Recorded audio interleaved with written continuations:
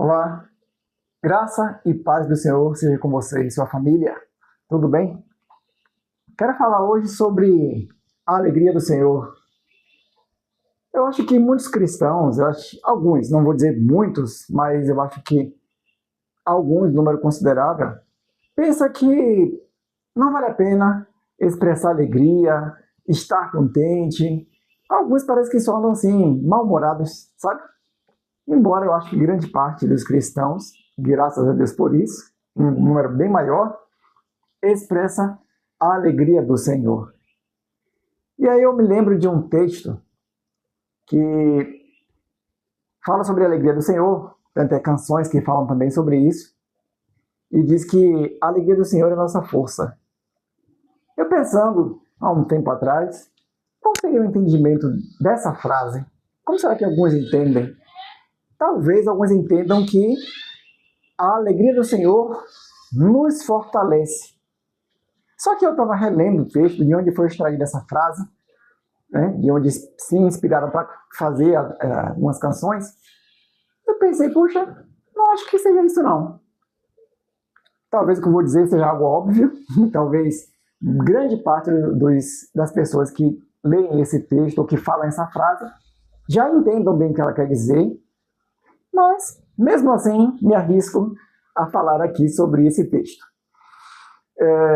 Então, em vez de dar a ideia de que a alegria do Senhor nos fortalece, eu queria ir para o texto bíblico para a gente entender, se alguém por acaso não entendeu.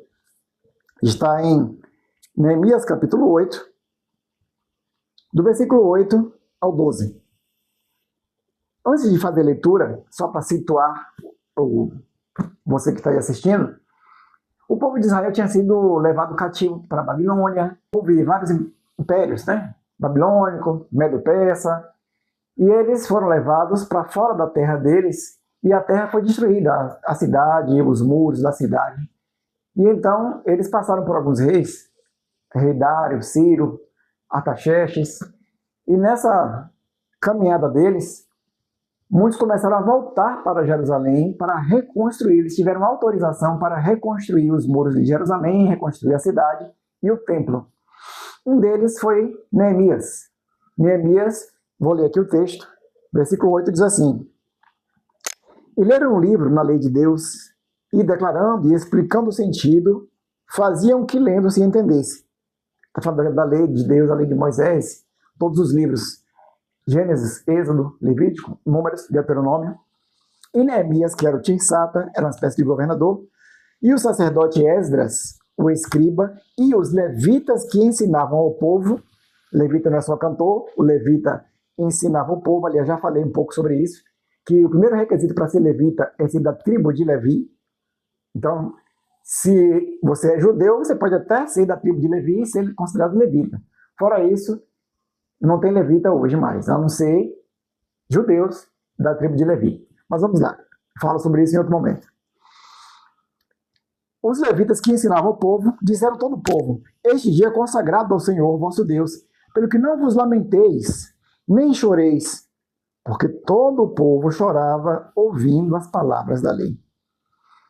Diz-lhes mais: Ide, comei as gorduras, bebei as doçuras, enviai porções aos que nada têm preparado para si, porque esse dia é consagrado ao nosso Senhor.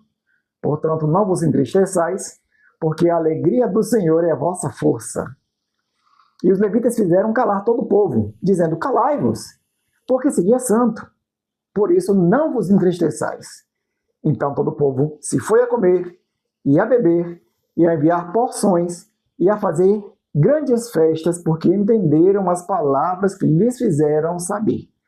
Bom, esse pequeno trecho que eu li mostra que eles estavam ouvindo a lei do Senhor, se entristeceram, choraram, porque eles perceberam o quanto eles estavam afastados dos preceitos de Deus, o quanto eles estavam alheios à vontade de Deus. Então eles se entristeceram, choraram e ficaram ali, sabe, numa situação que nem comer queriam.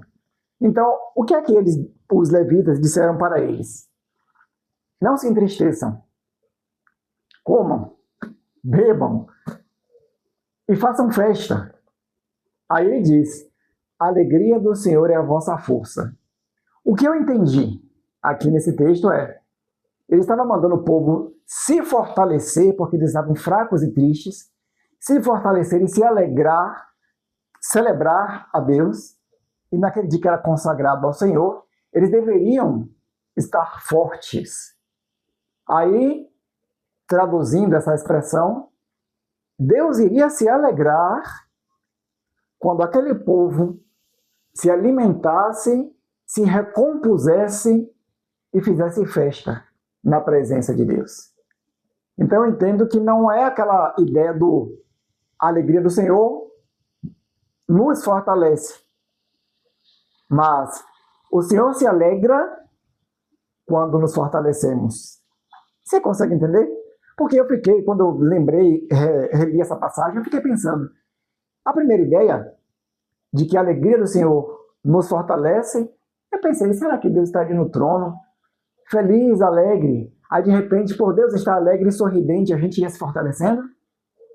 Aí eu fui para o texto e eu entendi que não, que o caminho é, o povo estava triste e estava fraco porque não estava querendo comer, por isso que ele teve que ser incentivado e de comer as gorduras, beber as doçuras e enviar porções aos que não têm nada preparado para si. Então eles precisavam se alimentar e sair daquele estado de tristeza, de angústia. Foi bom eles terem reconhecido o quanto estavam errados, mas Deus não queria aquela atitude de autocomiseração. Deus queria que eles entendessem a sua lei e pelo que os levitas ensinavam, eles passaram a entender o que estava sendo lido.